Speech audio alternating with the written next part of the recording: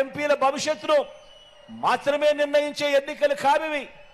ఈ రాష్ట్రంలో దాదాపుగా 2.5 కోట్ల అక్క చెల్లెమ్మలు, ఈ రాష్ట్రంలో దాదాపుగా 2.5 కోట్ల అక్క చెల్లెమ్మలు, వారి భవిష్యత్తు, వారి పిల్లల భవిష్యత్తు కూడా నిర్ణయించే ఎన్నికలు ఇవి అని ప్రతి అక్క చెల్లెమ్మ గుర్తుపెట్టుకోమని కోరుతా ఉన్నా.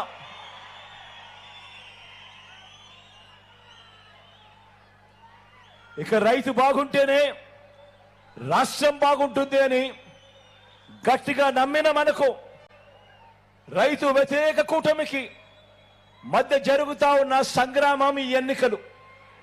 ఆలోచన చేయమని అడుగుతా ఉన్నా, ప్రతి రైతన్నా కూడా ఆలోచన చేయమని అడుగుతా ఉన్నా. మీ బిడ్డ 5 సంవత్సరాల 58 నెలల మీ బిడ్డ పాలన, మీ బిడ్డ పాలనకు ముందు చంద్రబాబు నాయుడు గారు 5 సంవత్సరాల పాలన జ్ఞాపకం తెచ్చుకుంటూ ఆలోచన చేయమని కోరుతా ఉన్నా. రైతు భరోసాగా మీ బిడ్డ పాలనలో ఈ 58 నెలల్లో రైతు భరోసాగా గతంలో ఎప్పుడూ చూడని విధంగా, గతంలో ఎప్పుడూ కూడా ఇవ్వని విధంగా ప్రతి రైతన్నకు తాను పెట్టుబడికి సహాయంగా ప్రతి ఏటా 13,500 రూపాయలు ఇస్తూ ఈ 58 నెలల కాలంలో ప్రతి రైతన్న చేతిలోనూ ఒక్క రైతు భరోసాగానే మీ బిడ్డ ప్రభుత్వం, మీ బిడ్డ ప్రతి రైతన్న చేతిలోనూ ఏకంగా 67,500 రూపాయలు ప్రతి రైతన్న చేతిలోనూ పెట్టింది. ఆలోచన చేయమని కోరుతా ఉన్నాను మీ అందరితో. అదే చంద్రబాబు నాయుడు గారి హయాంలో, అదే చంద్రబాబు నాయుడు గారు 5 ఏళ్ల పాటు ఆయన హయాంలో 87,612 కోట్ల రూపాయలు రుణమాఫీ పేరిట మోసం చేసిన చంద్రబాబు, ఆయన మనస్తత్వం ఎలా ఉంది? ఈ 58 నెలల కాలంలో ప్రతి రైతన్నకు కూడా తోడుగా ఉంటూ రైతు భరోసాగా ప్రతి రైతన్న చేతిలోనూ ఈ 58 నెలల్లో 67,500 పెట్టిన మీ బిడ్డ మనస్తత్వం ఎలా ఉంది అని ఆలోచన చేయమని కోరుతా ఉన్నాను. పగటి పూటే, ఈరోజు పగటి పూటే రైతన్నలకు 9 గంటల పాటు క్వాలిటీ ఉచిత విద్యుత్ ఈరోజు అందుబాటులోకి వస్తూ ఉంది. పగటి పూటే, ఇంతకుముందు చంద్రబాబు నాయుడు గారి హయాంలో ఎప్పుడో రాత్రి పూట 12 గంటకో 1 గంటకో ఎప్పుడో కరెంట్ వచ్చేది. ఆ టైంలో ఎప్పుడో కరెంట్ వచ్చేటప్పుడు పోయేది, ఆ స్విచ్లు ఆన్ చేసుకోవాల్సిన పరిస్థితి నుంచి ఈరోజు పగటి పూటే 9 గంటల పాటు క్వాలిటీ ఉచిత విద్యుత్, గ్రామ గ్రామాన కూడా విత్తనం నుంచి పంట కొనుగోలు వరకు ప్రతి రైతన్నను కూడా చెయ్యి పట్టుకొని నడిపిస్తా ఉన్న ఆర్బీకే వ్యవస్థలు. ఈరోజు ప్రతి గ్రామంలోనూ ఆర్బీకే వ్యవస్థ కనిపిస్తా ఉంది. 0 వడ్డీ పంట రుణాలు మళ్ళీ ఈరోజు రైతన్న తలుపు తడతా ఉన్నాయి.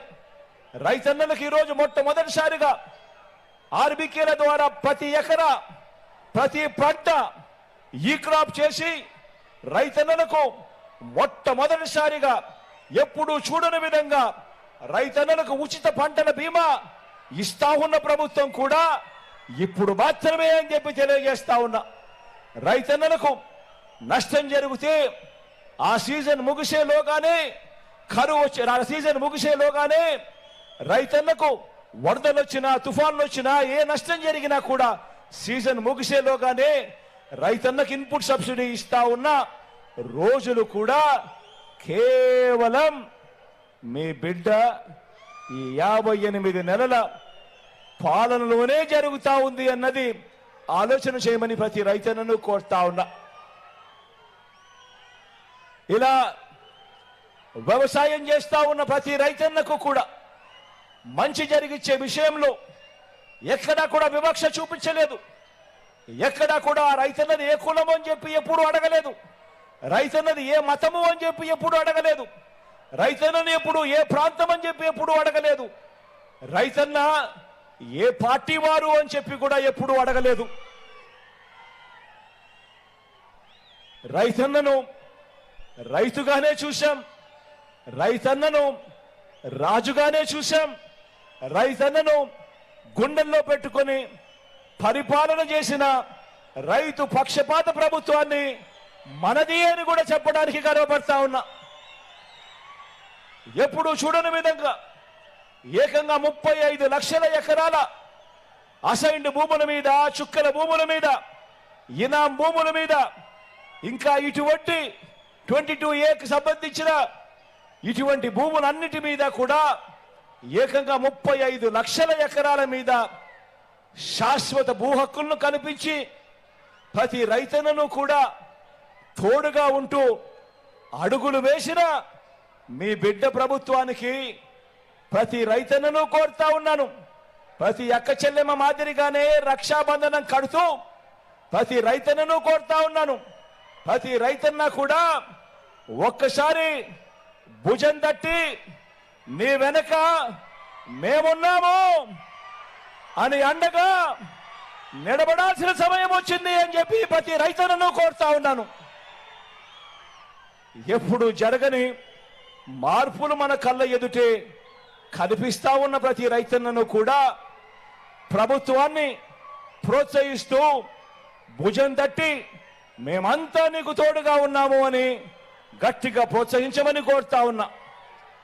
మరి రైతన్నలంతా రైతు వ్యతిరేక పార్టీలను, రైతు పేరు పలకటమేవో నేరం కింద భావించే పార్టీలను, రైతులను మోసం చేయడమే పనిగా పెట్టుకున్న పార్టీలను, వ్యవసాయం దండగన్న పార్టీలను వారికి మద్దతిస్తారా, లేక రైతన్న ముఖంలో చిరునవ్వును చూడాలని, వ్యవసాయం పండుగగా మార్చాలని మీ రైతు బిడ్డగా మీ భూమిపుత్రుడికి మద్దతు పలుకుతారా అని చెప్పి ప్రతి రైతన్నను కోరుతా ఉన్నాను. ఈ సందర్భంగా